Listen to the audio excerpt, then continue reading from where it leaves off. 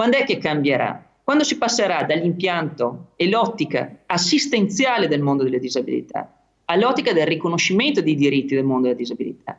Va in questa direzione la legge delega sulla disabilità, a firma del ministro veneto Erika Stefani, approvata dal Parlamento all'unanimità.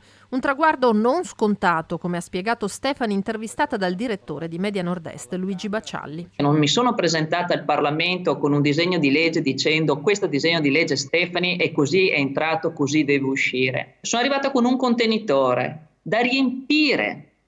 E per riempirlo abbiamo utilizzato gli esperti che sono stati sentiti in audizione, le associazioni rappresentative delle persone con disabilità e le loro famiglie, nonché tutti i gruppi parlamentari. Quindi ciascuno si è sentito in questa legge un po' padre. Legge che si basa su alcuni capisaldi. Oggi in alcune situazioni hai diversi modi per procedere all'accertamento della disabilità a seconda del tipo di disabilità che hai.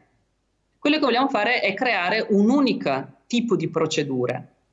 Non va a toccare quelli che sono i cosiddetti diritti base. Con questo meccanismo indichiamo alle regioni di fare veramente questi nuclei di valutazione per creare attorno alla persona con disabilità il suo individuale progetto di vita e concordarlo con la stessa. Da ex ministro agli affari regionali, che aveva avviato l'iter per l'attesa autonomia differenziata, Stefani non usa giri di parole per spiegare perché ancora non si è raggiunto un risultato. La volontà politica sull'autonomia differenziata non è univoca, non è coesa. C'è ancora questa dialettica trita e ritrita, vecchia e anacronistica e che è distruttiva per i popoli del Sud, è di considerare il regionalismo differenziato come un metodo di arricchire le regioni del nord. Barriere da superare per raggiungere un traguardo auspicabile di potenziamento delle autonomie che la crisi sanitaria ha dimostrato di essere essenziali. Il sistema centrato sul sistema